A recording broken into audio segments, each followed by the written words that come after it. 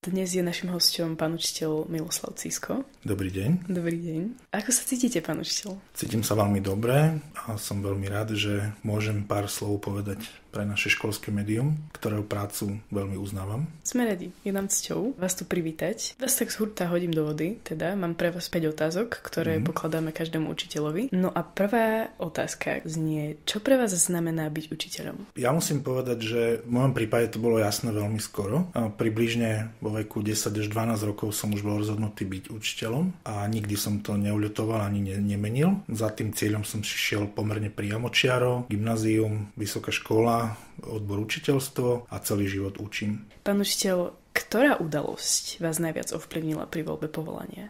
Ja nepochádzam z učiteľskej rodiny, ale môžem povedať, že najviac ma ovplyvnili vlastné zážitky už na základnej škole z hodín geografie, alebo vtedy sa to volalo zemepis, kde naša učiteľka z zemepisu proste dokázala navodiť takú uvoľnenú atmosféru, čo vtedy nebolo bežné. A my sme sa na tie hodiny veľmi tešili, pretože sme sa mohli vyrozprávať rôzne zážitky. Keď sa preberalo Maďarsko, tak sa hovorilo o klobásach, o paprikách, o futbalistoch a tá uvoľnená atmosféra a taká pohoda, ktorá tam panovala, ma presviečala, že toto by som chcel robiť. No a potom na gymnáziu som mal znovu to šťastie na učiteľa, alebo na pána učiteľa Verného, ktorý tu potom riaditeľoval, ktorý takisto nám veľa premietal, filmov, veľa proste cestopisov a tak sa budoval môj vzťah k tomu, že som chcel byť učiteľ geografie. Matematika prišla ako také pridružené niečo, keď som zistil, že mi to celkom myslí a irónia osudu je, že celý život učím takmer výlučne matematiku. Potom, keď máte tú geografiu, tak je to asi taká chuťovka. Pre mňa je to oslava, musím povedať, že teraz mám príjmu, takže sa na ten deň a na tú hodinu teším. Tá matematika samozrejme funguje na tej báze, že ma naučili na vysokej škole učiť, tak akože sa snažím učiť čo najlepšie, ale naozaj srdcovka stále ostala tá geografia.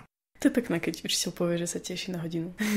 Motivuje to určite aj nás. Takže teda stretli sa vaše predstavy o práci učiteľa so skutočnosťou? Ja musím povedať, že áno. Je pravda, že som učil takmer výlučne iba na gymnáziách. Najprv v Spišskej Starej Vsi, potom tu. A naozaj som našiel množstvo veľmi inšpiratívnych žiakov, ktorí ma potom aj posúvali vpred, možno. A na niektorých nezabudnem celý život z rôznych príčin, ale prevažne pozitívnych. Nikdy som nechcel robiť nič iné ako učiteľa a ani asi nebudem, dúfam. Aj keď vás síce naplňa tá práca, určite ste denne pod psychickou záťažou. Máte nejaký tajný recept na ventilovanie tejto záťaže?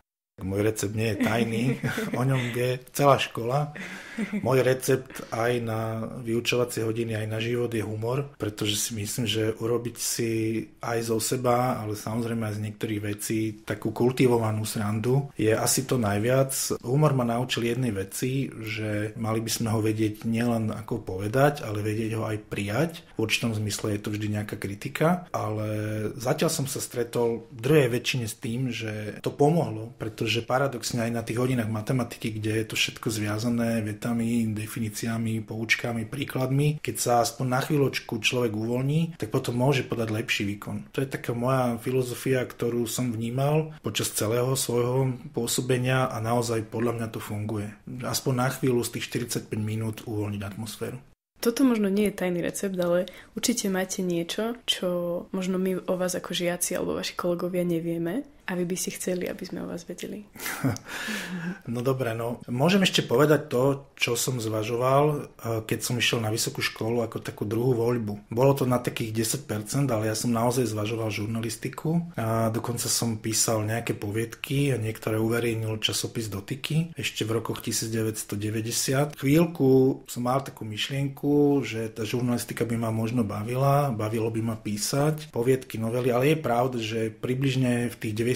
rokoch som písať prestal a možno, že ak teda dožijem toho dôchodku, takže možno, že budem písať, že sa vrátim k tomuto koničku, lebo je o čom tie životné skúsenosti človek nadobudne za života. Toto by ma asi tak na druhom mieste bavilo. Písať poviedky, novely, jednoducho nejakým spôsobom to dávať na papier to, čo človek zažil. Vlastne ste mi rovno zodpovedali moju ďalšiu otázku, ktorá znela, ak by ste mali neobmedzenú možnosť povolania, aké by to bolo? Tak teda asi tá žurnalistika? Možno, že nielen žurnalistika, možno aj ako spisovateľ profesionálny, že by som sa živil takým niečím, hoci na Slovensku to dokáže len pár ľudí. Ja zase nemám nemám chuť písať v štýle Dominika Dána, takže nejakým spôsobom sa asi uživiť mne nepodarí, ale bola by to taká dobrá, si myslím, pre mňa druhá voľba. No my sme teda radi, že ste našim učiteľom. Už vlastne druhý rok ste na našej škole. No, ďakujem. Nastúpil som v januári 2023, čiže 2 celé roky, začínam 3. kalendárny. Môžem povedať, že stále prekvapivo, možno, ale stále sa každý deň do školy teším. Je to pre mňa taká určitá aj satisfakcia, že na jednej z najlepších škôl, a to teraz úplne bez ironie, učím a patrím k tej komunite, ktorá tu žije. Určite to bolo aj pre vás možno taký nový pocit, keď ste u nás začali učiť, ale čo bola nejaká chvíľa, nejaký moment, alebo kedy ste si povedali, že wow, že som tu správne, že rozhodol som sa správne? No, možno teraz to vyznie tak zvláštne, ale pre mňa takým momentom, že takým potvrdením, že som sa rozhodol správne, boli hospitácie vedenia. Postupne na mojich hodinách bola pani riaditeľka, pani zástupkyňa aj pán zástupca, aj niektorí kolegovia. Potom, čo som si vedel teda vypočuť z tej druhej strany ten pohľad, ten pedagogický pohľad, lebo iné ako vnímajú mňa na hodine žiaci, tak ma to utvrdilo v tom, že asi áno. No. A dúfam, že môžem prezradiť, že pán zástupca mi povedal, že ma považuje za učiteľa starej školy v dobrom slova zmysle. Tak to sa mi zapáčilo, to bolo pekné. Predpokladám, že vy teda učíte tak, ako aj vás učila tá pani učiteľka, ako by ste chceli byť aj vy učení. Ale akým ste boli vy študentom, keď ste boli na strednej škole? Boli ste taký bifľož, alebo skôr teda ste boli nejaký možno triedny zabávač? Ja musím povedať, že ja som študoval na strednej škole v 80.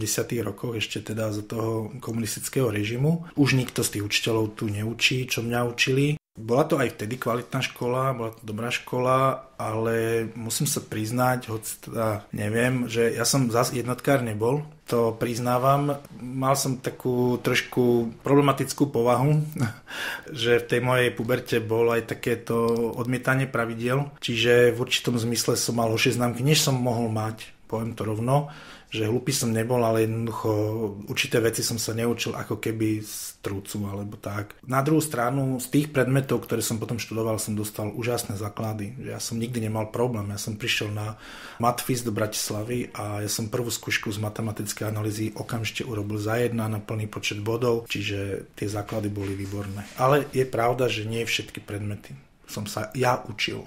Prehľad máte teda vynikajúci, minimálne sme vás mohli vidieť v určitých reláciách v televízii. Áno, okej. Ja totiž mám strašne rád výzvy. Pre mňa je výzvou vedomostná súťaž natáčaná či Rískový duel, alebo kde som pochodil. Bolo ich dohromady 15 a v tej 15. ma porazili, takže mám na teraz pokoj. Ale jak sa hovorí, každý nájde svojho majstra. Ale napríklad pre mňa výzvou je, aj keď v rámci projektu DOFE ideme na nejakú túru a ja to ešte stále dokážem dať za slušný čas, alebo aj teraz niektoré ďalšie veci, ktoré... Ja to mám rád, proste také tie životné výzvy. Zmerať si sily, jednoducho. To je výborné. Ja nebudem asi už tu stavať ďalší mostík, rovno preskočím k ďalšej téme, ktorá sa vás týka, a to je konkrétne šach.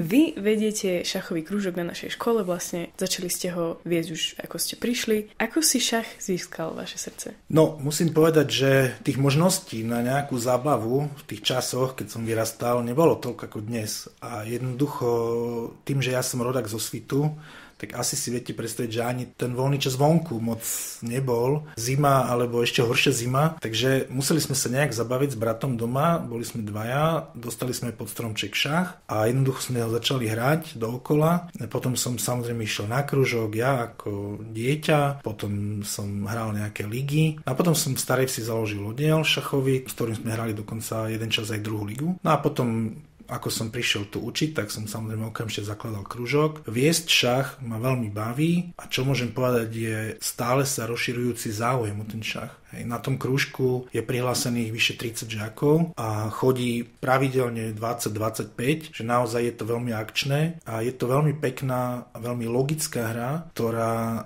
ako sa povie, je súbojom osobností, nie hráčov. A naozaj často vyhrá možno aj ten slabší hráč, ale s pevnejšími nervami, s väčšou zodpovednosťou, pokojom. Čiže hovorí to a formuje to aj o charaktere, formuje to proste osobnosť. Čo som si všimol, takú perličku, že hráči šachu na písomke takmer nikdy neodovzdajú písomku skôr. Vždy čakajú do zvončeka, pretože to je ako keby ich čas na šachových hodinách. Že proste ten čas využijú do zbytku. A to sa mi zdá, že tiež ich naučila vlastne táto hra. To je pekné. Máte aj nejaké úspechy šachové, také, čo by ste mohli spomenúť?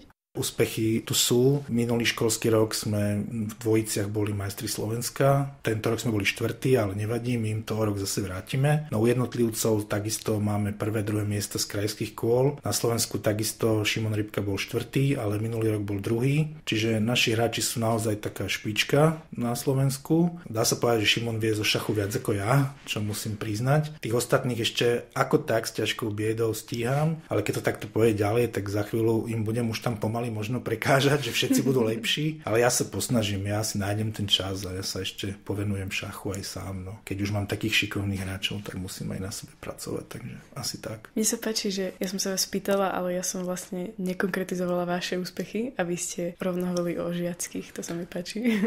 Tak, ale môžete povedať ja ako osoba, to skôr tí moji zverenci, ja ako študent na strednej škole som samozrejme tiež chodil po tých súťažiach, teraz si už nespomeniem, väčšinou to boli súťaže družstiev, štvoric, šestíc. Ja vždy najradšej hrám za nejaké družstvo, ak hrám ten šach. Hrávam 3. ligu stále ešte a som veľmi rád, keď to družstvo vyhrá. Niekedy pre to družstvo človek príjme remízu, mohol by vyhrať, ale sa obetuje pre ostatných. Že je to také pekné, že myslím si, že to formuje aj ten kolektív, také tie súťaže družstiev, štvoríc a tak ďalej. Že tiež to má určitý efekt a pre mňa najväčší taký bonus. Ja sám už ako osoba na turnaje nechodím, chodil som bola kedy. Keď už ideme, tak ideme ako družstvo. Takže ste skôr tímový hráč ako individualista. Jednoznačne bez tímu proste sa nedosiahne skoro nič, to platí aj v živote.